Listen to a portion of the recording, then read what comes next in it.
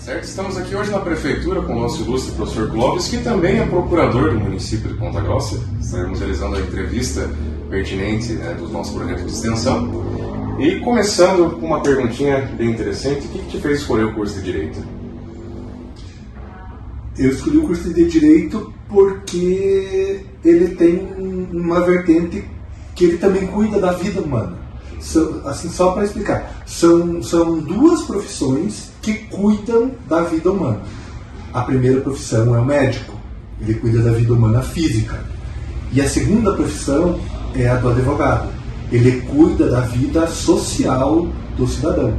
Então, quando uma pessoa nos procura, né, o auxílio jurídico, ela está colocando a vida dela nas nossas mãos. Então daí eu pensei, bom, naquele tempo, lá para trás, não existia a faculdade de medicina na UEPG, não existia uma faculdade pública. Eu não podia fazer particular. O que eu pensei? Bom, se eu não posso ser médico, eu serei advogado. E daí eu estudei, fiz naquele tempo era o ensino médio ainda, né? Fiz o ensino médio no Instituto de Educação, professor César Pedro Prieto Martínez. Olha, perto do Senai? Isso, exatamente. E daí eu fiz o vestibular para Direito, que então foi a minha segunda opção. Só que essa segunda opção, ela acabou se tornando definidora da minha vida, né? Ela definiu a minha vida profissional. Tanto que, não sei se convém eu falar isso, né? Mas, enfim, eu gostei tanto do curso de Direito, me apaixonei realmente pelo curso de Direito, que quando eu me formei, eu pensei assim, eu não quero mais sair do UEPG, eu quero continuar no UEPG. Daí o que eu fiz? Logo no que eu terminei a faculdade em 1994. Em 95 teve o primeiro teste seletivo para colaborador. Desde 95 eu sou professor. Primeiro como colaborador, depois como efetivo. Porque eu pensei assim, eu gosto tanto da faculdade, gosto tanto da universidade, que eu vou fazer o teste seletivo, vou fazer tudo que for preciso e vou continuar na universidade. Essa paixão pela docência veio logo depois que tu se formou. Isso. Eu tive excelentes professores, assim, realmente eu me sinto... A minha turma, né, naquele tempo eu só tinha uma única turma de Direito, uma turma do noturno e uma turma do matutino. Então, eu me senti privilegiado porque em 1990, que é quando eu passei no vestibular em 1989 e o curso começou em 90. Então,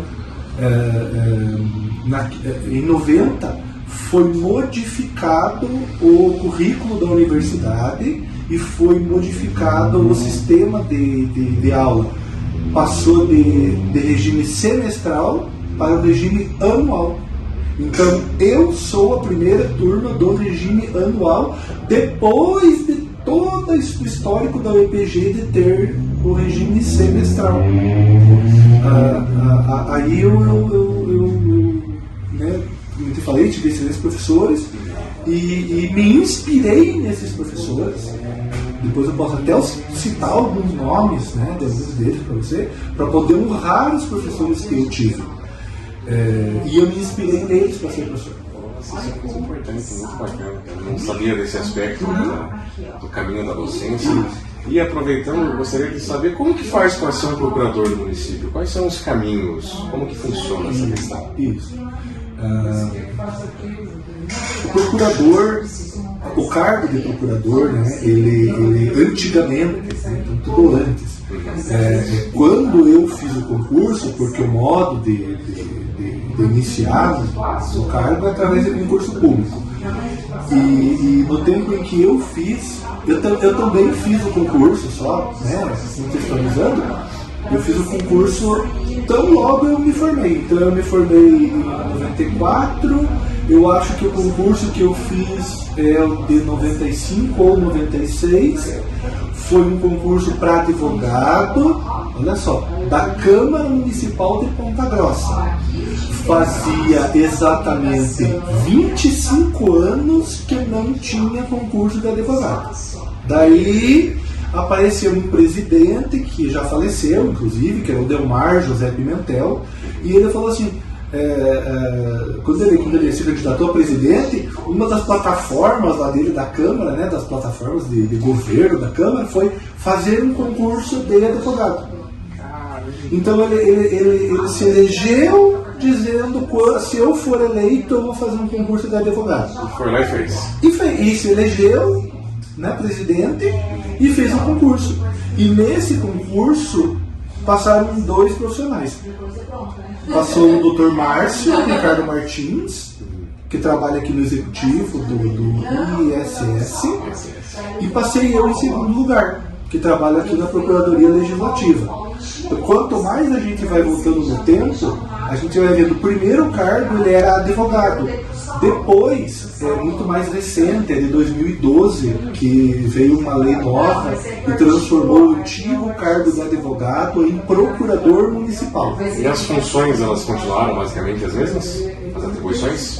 As atribuições continuaram basicamente as mesmas, o que muda é o nome do cargo, porque fica mais adequado procurador e não advogado, porque procurador é o título, né, do cargo público e não advogado.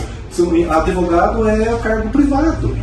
E como ele não adequava para o serviço público, e é interessante porque todos os outros profissionais do direito que trabalhavam conosco também tinham o mesmo cargo de advogado, até que nós sentamos e pensamos, né? Mas não está bem adequado a gente ficar como advogado, porque isso é de iniciativa privada. Então nós fizemos uma gestão, né, gestionamos junto ao ex-prefeito Marcelo Rangel. Ele entendeu, concordou em transformar, em fazer a legislação nova, fazer um regulamento específico para a profissão de procurador municipal, e os antigos cargos de advogado foram convertidos em procuradores. E falando sobre o cargo de procurador, quais seriam as atribuições e funções de um procurador? Isso. Elas envolvem, na verdade, assim, todas as atividades que a lei da advocacia ordena. Então, todas as atividades que o Estatuto da OAB determina são produzidas pelos procuradores. Então, nós temos... Então, o que aconteceu? Como a gente transformou o antigo cargo de advogado em procurador, nós criamos procuradorias especializadas. Porque antes, quando eu era advogado, nós tínhamos assim eu não digo uma confusão, mas eu digo que não havia uma especialização para as atividades que o Estatuto da Ordem determina. Então nós tínhamos advogados aqui que prestavam serviço de execução fiscal, nós tínhamos advogados que prestavam serviço de ação judicial civil. No meu caso, assessoria, que antigamente também era chamado de assessoria legislativa, né? Isso mudou tudo. Então, quem exerceu antes de mim esta atividade aqui, eu consigo relembrar 3 pessoas que antes de mim exerceram a atividade de procurador legislativo. Só que como não tinha procuradoria legislativa e era assessoria legislativa, passou por aqui, por exemplo, a doutora Adelângela, que foi professora da universidade também, foi procuradora, passou o senhor Nicolau Ferigotti. Então, tem um histórico, assim, no século XX, vamos dizer assim, de ex-profissionais que exerceram esta atividade, inclusive como comissionados. Interessante. Exato, eles eram comissionados. Só que tudo com o passar do tempo, e muito decorre da Constituição de 88, que determina que as profissões têm que ser exercidas, né, as profissões públicas, por concurso público, né?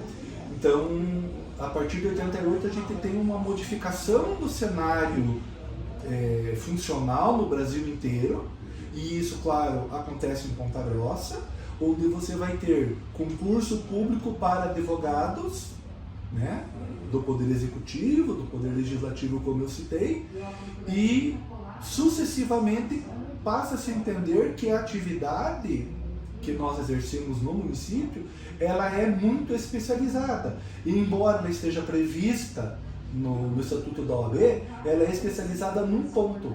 Nós somos trabalhadores vinculados ao poder público. E como poder público, nós exercemos um munus público. Então a lógica era, não são advogados, eles são procuradores. Da mesma forma como existem procurador do Estado, o Estado é bem mais antigo, né? Ele tinha entendido isso muito antes de nós, né? No Estado são procuradores estaduais, são procuradores federais, e nós nos convertemos em procuradores municipais. Nossa, que bacana, muito interessante saber todo esse aspecto histórico, né? Não deixa de se levar em consideração o aspecto histórico. E, aproveitando dentro do ramo, qual que é a média salarial de um procurador do município? Nós também, ao longo do tempo, nós fomos tendo fomos nos valorizando, e as gestões foram nos valorizando.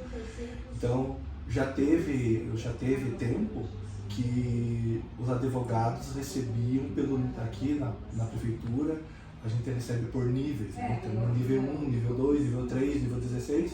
Então, inicialmente, o salário dos procuradores era alguma coisa como lá atrás, né? Não dá pra gente ter que atualizar, mas lá nos idos de 1990 e bolinha, era tipo 5 mil. 5 mil. O que acontece? Como a gente se especializou e especializou a profissão para procurador municipal, hoje o nosso salário bruto gira em torno de uns 18, 19 mil reais. Né? Daí tem os descontos, porque é muito interessante até falar isso. A Ponta Grossa é um dos poucos municípios que ainda adota o regime seletista da CLT. O município de Ponta Grossa não tem um estatuto dos servidores. Nós temos uma lei especial que regulamenta todas as profissões, mas que não converteu os nossos trabalhadores em servidores. Nós somos empregados públicos. Quando vai lá na classificação de direito administrativo, o que é o servidor e o que são as outras profissões. Nós nos enquadramos aqui em Ponta Grossa, todos os funcionários, todos os servidores, como empregados públicos. O que significa ser empregado público? Significa que nós somos regidos pela CLT. Nós não temos um estatuto específico como, por exemplo, vou citar um exemplo, Curitiba, Maringá, Londrina. Nós dos grandes municípios do Paraná, nós fugimos à regra. Então, já teve muita discussão em relação se nós deveríamos ter, né, Ponta Grossa deveria ter modificado o regime trabalhista para o regime de serviço público e convertido todos nós em servidores. Isso também, historicamente, desde 88, foi um debate muito grande na jurisprudência, né? No Ministério Público. Nós tivemos várias divergências com o Ministério, porque o Ministério Público entendia, mas vocês fazem concurso, vocês prestam serviço para o poder público, e o regime de vocês é seletista? Meio confuso, né? Digamos que bem confuso. E o que resulta em ser... O que acontece quando o trabalhador é regido pelo regime seletista? Resulta que ele é, vamos dizer assim, agraciado. 13º? O 13º até ele é uma obrigação normal, né? É uma obrigação que consta em todos os estatutos. Mas tem uma coisa que o pessoal estatutário não tem e Ponta Grossa tem: Fundo de Garantia. FGTS. Então, formou-se uma discussão muito grande se era devido ou não era devido ao FGTS. Isso foi tão forte, porque não é só Ponta Grossa, vamos falar bem a verdade. Não é só Ponta Grossa que tem um regime seletista em todo o Paraná e em todo o Brasil. Muitos municípios funcionam da mesma forma.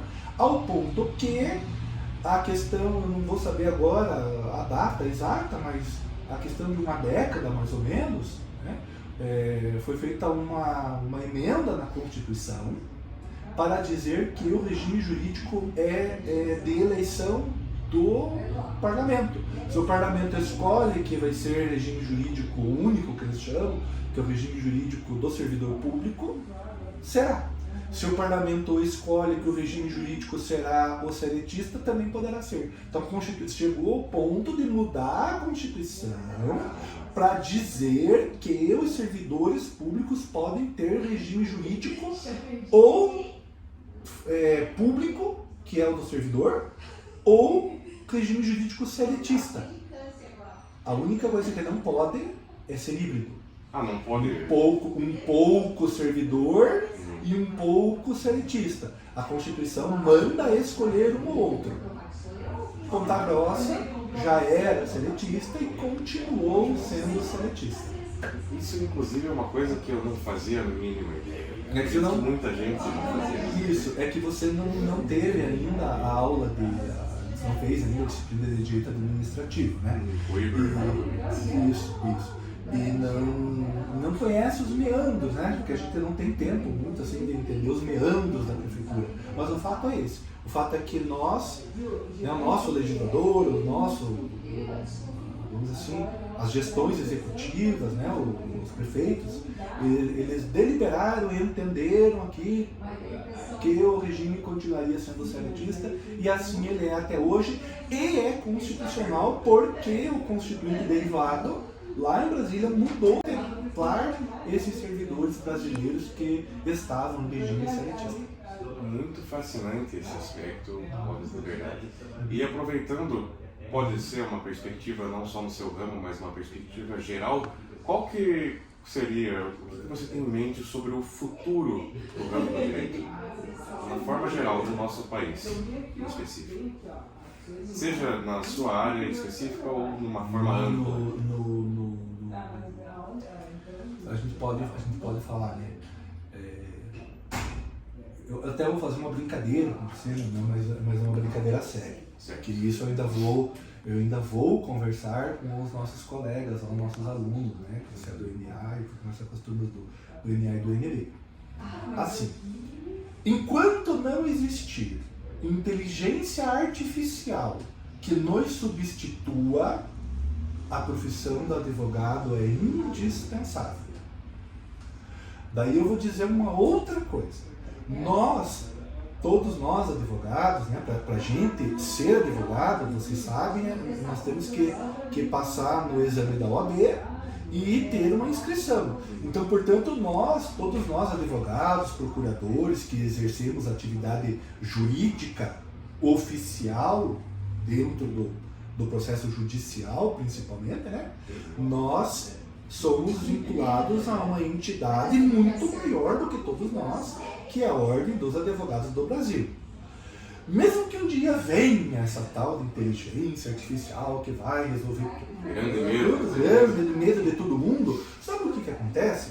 A Ordem, ela é tão antiga porque ela começa quando Dom João VI chega no Brasil. Uma das providências antes do Império.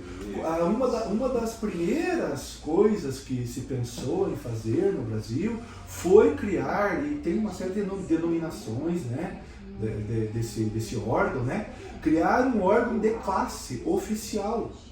Então a OAB ela foi se transformando com o passar do tempo, ela sofre uma grande transformação no início da República.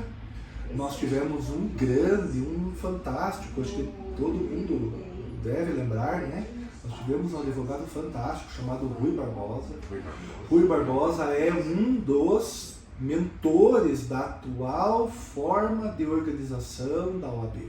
Lá para trás, no século XIX ainda. Claro que mudou muita coisa, mudou legislação, tem lei nova, tudo, mas se a gente for voltar bem para trás,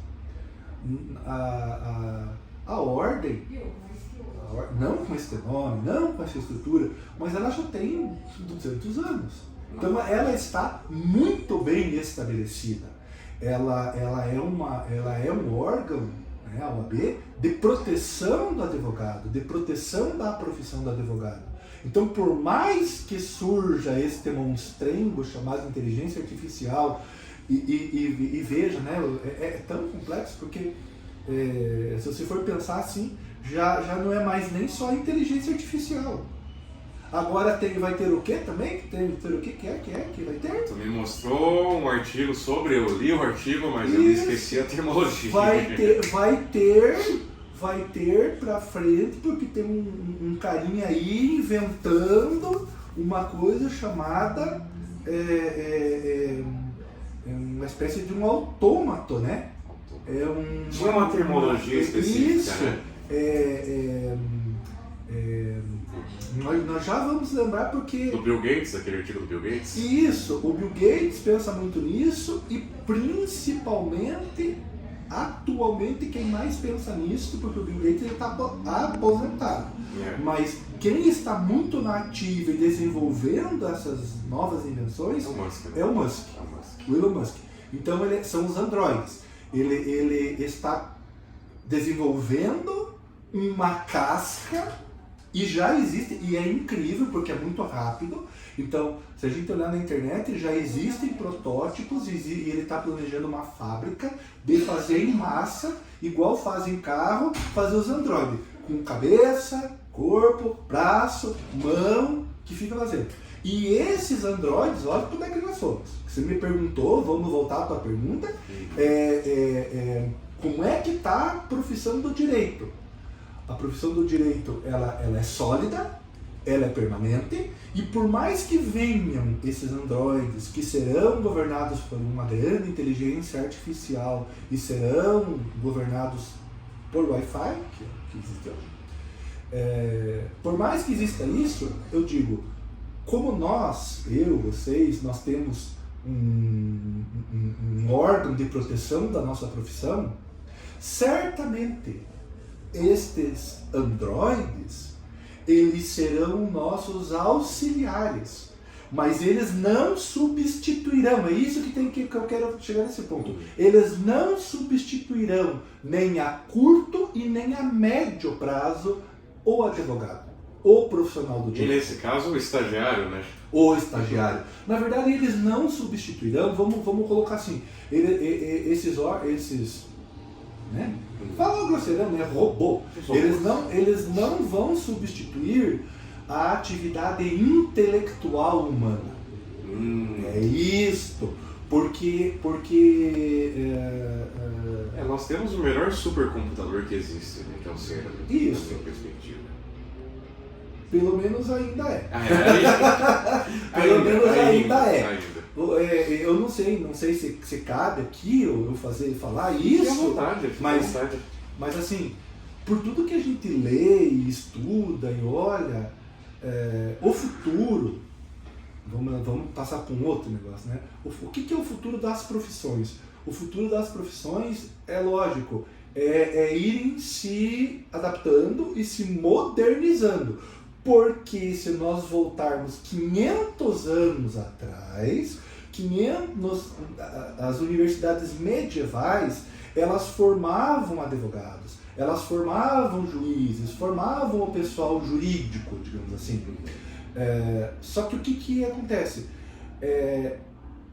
Por absoluta inexistência de um outro paradigma, que é o paradigma da computação, que é o paradigma da inteligência artificial, esses profissionais, né, de 500 anos atrás, 400, 300, você vai chegando cada vez mais perto do nosso, eles tinham um mercado de trabalho, e aí eu chego no assunto da entrevista de vocês, eles tinham um mercado de trabalho muito restrito, assim, como que eu posso dizer? Era um mercado de trabalho muito fechado. Na verdade, assim, era um mercado de trabalho que exigia mão de obra pessoal e intelectual. E, como era uma quantidade muito pequena Veja, nós nos formamos em 60. Nós não passamos, as duas turmas não passaram de 60 advogados que se formaram. 60 bacharéis, né, vamos dizer assim. Não passou de 60 bacharéis. Vamos lá, contando bastante 60. Veja que daí aumenta a mão de obra e, portanto, expande a quantidade de profissionais disponíveis no mercado. Muita gente vai dizer, o mercado está saturado, tem inteligência artificial chegando, tem um monte de coisa nova aí aparecendo no cenário. Só que a atividade humana, eu tenho a impressão que em curto e médio prazo, o que é curto e médio prazo? Assim, sinceramente, nas próximas décadas, nas próximas décadas, até 50. daqui os próximos 50 anos, a tua geração não vai ver isso. A tua geração, a minha, nós não vamos ver robô funcionando. Nós não vamos ver inteligência artificial nos substituindo. Isso não vai acontecer. E isto, o que a gente pode imaginar? Se for ocorrer, é para um futuro mais ou menos uns 80, quem sabe 100 anos. Quem sabe, porque ninguém sabe se isso vai acontecer. Então a gente está exercitando, né? Logo, nós, no presente, não temos que nos preocupar com isto. O que nós, profissionais de direito, temos que fazer? O que sempre foi feito? Nos qualificar, estudar, passar na prova da OAB, no exame da OAB, nos conscientizarmos desta missão que o advogado tem, porque eu comecei a conversa dizendo, eu imaginei fazer a faculdade de medicina, mas eu fiz a faculdade de direito. E eu fiz a faculdade de direito porque ela é uma atividade que cuida da vida humana, que cuida do aspecto social, do aspecto... Eu digo, sabe, o advogado ele é um pouco de tudo. Um o MacGyver. advogado é um MacGyver, porque o advogado tem que atender a parte psicológica. Veja quanta coisa, porque é uma profissão interconectada com várias outras atividades, várias áreas. A gente tem que entender do emocional da pessoa. Então vamos ver, para que o advogado tem que fazer? Ele tem que entender do emocional, ele tem que entender do aspecto jurídico, do contrato, das normas, das leis, como nós estamos fazendo. Ele tem que ter uma formação ética bem sólida, uma formação, né, ética e psicológica forte, para poder atuar em todos esses ângulos que são pedidos, né, que são exigidos na nossa profissão. Logo, a advocacia não é para, falar a verdade, não é para qualquer um. A advocacia é um mistério. A advocacia eu vou falar bem assim, ela é um ministério. Ministério. Quando o cidadão resolve, não, eu vou fazer a faculdade de direito, eu vou fazer a faculdade, eu quero exercer a profissão de advogado. Quando ele faz isso, ele assume o ministério. E o ministério tem partes boas e tem partes dolorosas. O ministério é isso, né? Ele não é só mar de rosas, ele é mar de rosas e de espinhos. Só que é extremamente gratificante quando você, né, quando você insiste ali, vença as barreiras todas. Tem um livro, Emanuel, que um livro pequeno, que eu inclusive eu vou pedir para você, para as turmas lerem, e vai ser uma programação que nós vamos fazer lá para frente, ainda que eles estão tendo aula. Fazer uma resenha, hein? Nós vamos fazer uma resenha de um livro chamado A Luta pelo Direito.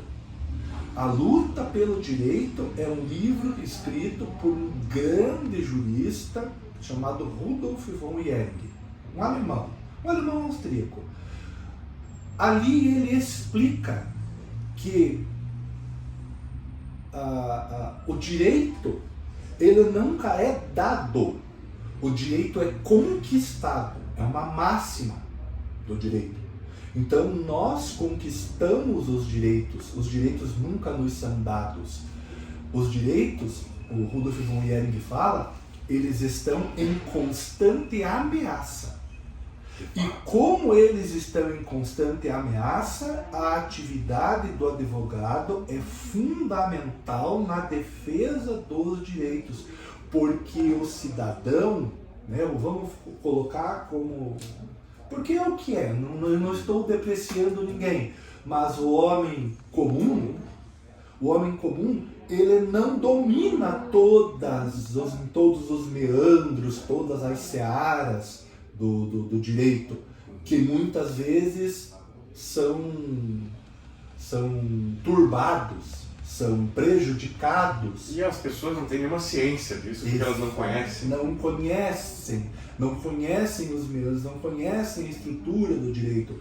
Então, justamente por isso eu falava da inteligência artificial, toda essa coisa que eu falei, muito dificilmente a gente será substituído como uma mão de obra defasada, porque a máquina ela vai demorar muito para entender a psicologia da pessoa, para entender a vivência da pessoa, para entender os dramas, os sofrimentos que o advogado, o ser humano, vai entender e vai conseguir ter uma coisa que é necessária na profissão nossa. Nós temos que ter empatia. Tem que ter empatia com os outros seres humanos. Quando a gente atende, e eu vou falar agora um pouquinho da minha profissão, né, que é procurador municipal, que é pelo que vocês estão me entrevistando. Veja, eu presto o serviço aqui na prefeitura com a melhor das boas vontades. Eu falo assim, Emanuel, que eu tenho a felicidade de não trabalhar. Eu não trabalho, pois teve gente que já me encheu meu saco, e eu vou falar assim, eu já passei por muitas dificuldades, né? Porque a gente trabalha no serviço público, o serviço público é muito fiscalizado, né, pela comunidade, pela sociedade, pelo Ministério Público, por todo mundo, e eu passei por muitas dificuldades. Superei todas, porque esse livro que eu estou te falando, que eu vou pedir para vocês lerem, que é a Luta pelo Direito, nos estimula a lutar pelo nosso direito, por aquilo que nós sabemos que é a verdade, aquilo que é direito nosso. Aquele livro é muito fundamental, muito importante. Então, eu sou uma pessoa que eu lutei pelo meu cargo, lutei pelos meus cargos, pela minha vida, porque eu tive problemas. Todos nós temos, mas eu digo assim, eu superei esses problemas e eu falei assim, né?